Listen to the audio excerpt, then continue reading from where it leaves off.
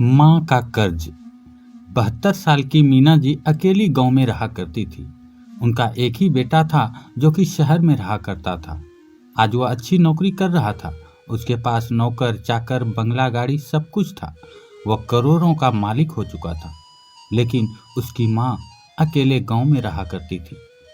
शहर के चकाचौंध और पैसों के घमंड में वह इतना बदल चुका था कि उसने अपनी माँ को ही भुला दिया। मीना जी के पति का निधन बहुत पहले ही, जब उनका बेटा छोटा था तभी हो गया था। अब अकेली मीना जी ने अपने बेटे को पाल पोस कर बड़ा किया। दिन रात सिलाई करके उसको पढ़ाया लिखाया। आज उसी बेटा ने जब सब कुछ पाकर अपनी माँ को ही खो दिया, अपनी माँ को ही याद नहीं करता। आज उसी बेटे पुनीत का जन्मदिन था तो मीना जी ने अपने बेटे को फोन कर दिया मुबारकबाद देने के लिए। अब बेटा तो अपने काम में इतना मस्त था कि माँ का फोन उठाने के लिए भी उसके पास समय नहीं था। दुनिया की सारी चीजें उसके लिए जरूरी है, लेकिन माँ नहीं।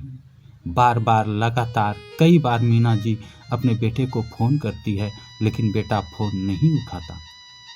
अपना काम पूरा करता है, दोस्तों के साथ क्लब जाता है, पार्टी जाता है, अपना जन्मदिन मनाता है, फिर घर वापस आता है। रात हो जाती है, सो भी जाता है।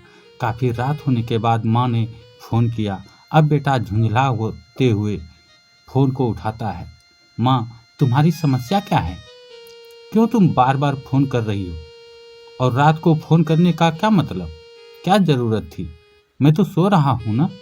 दिन भर का थका हारा हूँ, ऊपर से मुझे फ़ोन करके डिस्टर्ब कर रही हो आप फ़ोन सुबह भी तो कर सकती थी। रात में फ़ोन करने की क्या ज़रूरत थी? रखिए फ़ोन, मुझे सोने दीजिए। माँ ने बड़े प्यार से कहा, बेटा जन्मदिन मुबारक हो बेटा। आज तेरा जन्मदिन था ना, इसीलिए तो फ़ोन कर रही थी। मैं जानती हूँ तू काम में व्यस्त रहता है, लेकिन फिर भी मेरे लिए तेरे जन्मदिन से बड़ा कुछ भी नहीं है बेटा। माँ ने आगे कहा, बेटा तू एक बार गाँव तो आएगा ना? मैं तुझे देखना चाहती हूँ।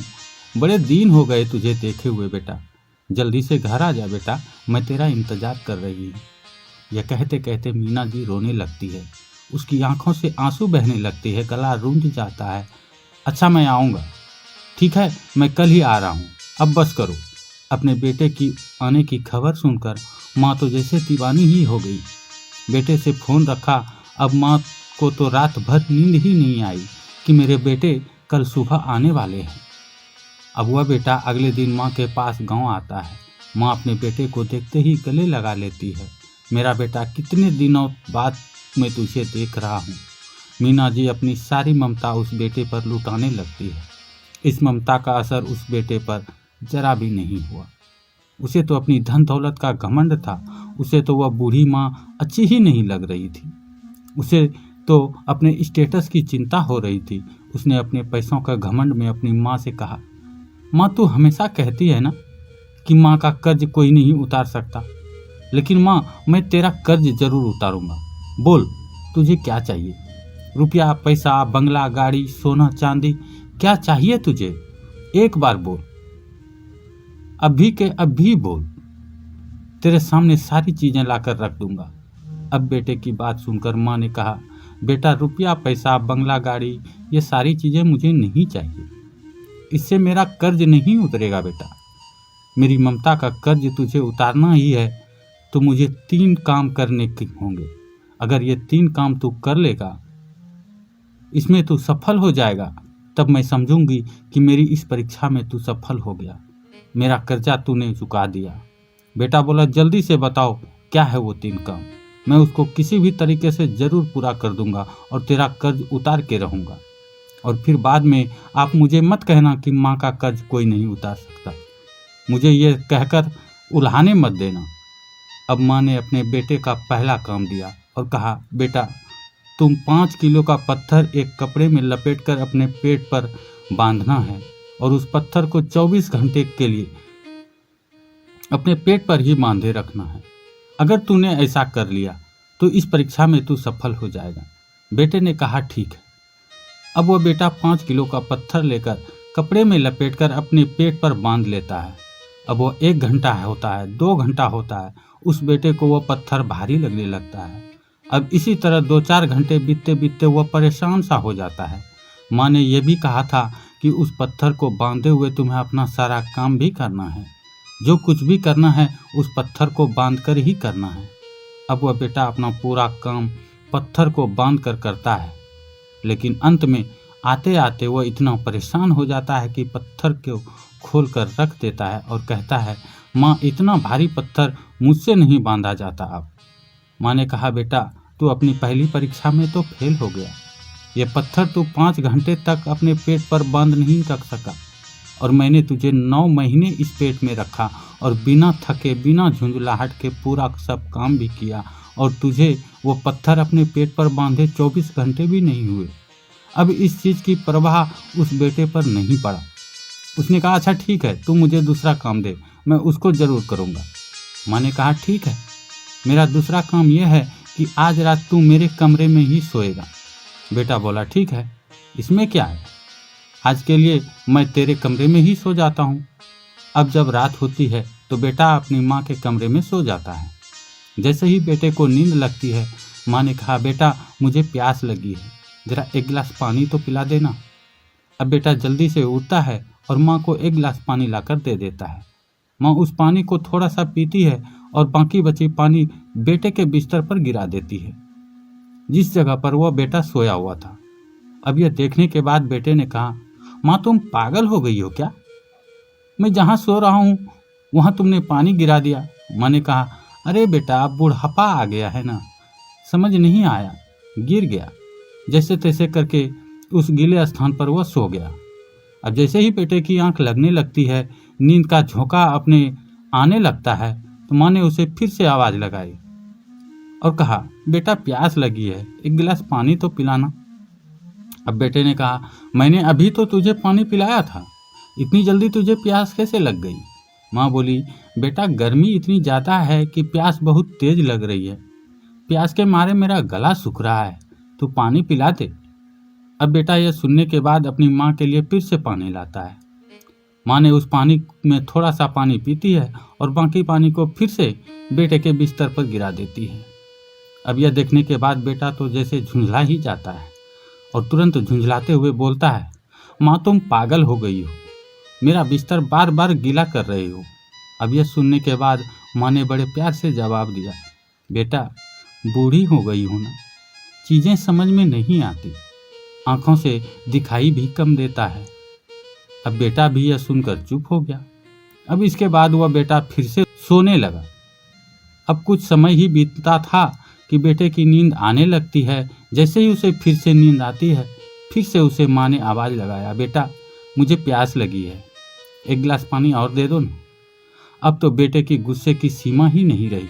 उसने तुरंत चिल्लाते हुए कहा, माँ भाड़ में जाओ तू और तेरा काम, मैं अपने कमरे में जा रहा हूँ सोने। मीना जी की एक थप्पड़ खींचकर अपने बेटे को मारा और कहा, जब तू छोटा था बार बार बिस्तर गीला कर दिया करता था, मैं बार बार उठकर तुझे सूखे स्थान पर सुलाती थी और खुद तेरे मल मूत्र पर सोया करती थी, तेरे उस गंदे बदबूदार उस भीगे स्थान पर सोती थी, बिना झुंझलाहट बिना गुस्सा किए सब किया करती थी। और आज मैंने 2-3 बार से क्या पानी मांग लिया, तू तो मुझ पर बरस ही पड़ा। तुझे बहुत कष्ट हुआ, मुझ पर चिल्ला रहा है, और जब तेरे गीले स्थान पर मैं सोई तो मैं तो नहीं चिल्लाई थी। मेरा प्यार तो तेरे प्रति कम नहीं हुआ था। अब माँ की इस बात पर बेटे पर खास प्रभाव नहीं पड़ा। उसने कहा, ठीक है, अब तीसरा काम बताओ, वह मैं जरूर पूरा करूँगा। माँ ने कहा, ठीक है, आज सुबह होने दे, मैं तुम्हें तीसरा काम दूंगी। अब जब सुबह होती है तो माँ ने कहा, बेटा मैं तीसरा काम मैं तुझे दे रही हूँ। जैसे ही माँ ने यह बात कही, उसी समय खिड़की पर एक कबूतर आ गया।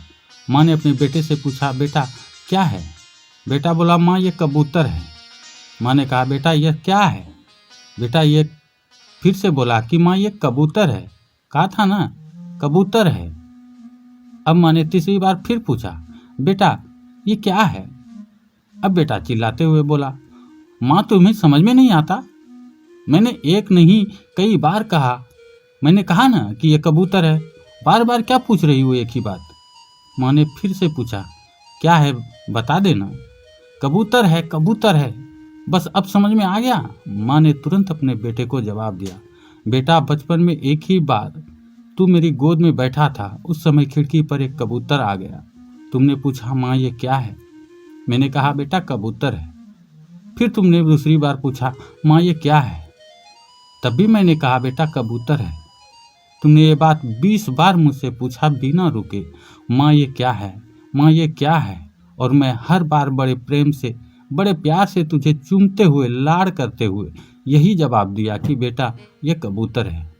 मेरे अंदर जरा सी झुंझलाहट नहीं आया, जरा भी गुस्सा नहीं आया। और मैंने आज 3 बार क्या पूछ लिया तुमसे तो पूरा घर ही सर पर उठा लिया तुमने। चिल्लाने लगा, एक सवाल का जवाब तू बार बार नहीं दे सका तो बेटा मैंने तो तेरे सवाल का जवाब हर बार बड़े प्रेम से दिया। कितनी बार मैंने तेरे सवाल का जवाब दिया, उतनी बार मेरा प्यार तो तेरे प्रति बढ़ता ही गया। उस माँ की यह बात सुनकर उस बेटे की आंखें खुल गई। वो अपनी माँ के पैरों में गिर पड़ा। अरे माँ, मुझे माफ़ कर दो, मैं तेरी ममता को, तेरे प्रेम को समझ ही नहीं पाया। मैं तेरा कर्ज चुकाने वाला था। माँ ने बोला, बेटा माँ का कर्ज इस दुनिया में कोई नहीं चुका सकता, और तू मेरा कर्ज धन दौलत, रुपया पैसा, सोना चांदी, गाड़ी बंगले से चुकाने वाला था। अरे दुनिया का कोई भी करोड़पति इंसान महंगी से महंगी चीज खरीद कर भी अपनी माँ को दे देना, तब भी अपनी माँ का कर्ज जीवन में चुका नहीं सकता। हमारे शास्त्र भी, हमारी संस्कृति में भी यही कहा गया है कि माँ बाप भगवान से भी बढ़कर होते हैं। माँ बाप का स्थान इस दुनिया में कोई नहीं ले सकता, उनसे बड़ा तो कोई है ही नहीं। इसीलिए माँ बाप को कभी यह नहीं कहना चाहिए कि आपका कर्ज मैं चुका दूंगा। जिसने यह कह दिया वह महामूर्ख है। जिसने अपनी माँ की ममता को रत्ती भर नहीं समझा, उस पर तो अपमान ही कर दिया गया। हर बच्चों को अपने माँ बाप की कदर करनी ही चाहिए, करनी ही चाहिए, करनी ही चाहिए।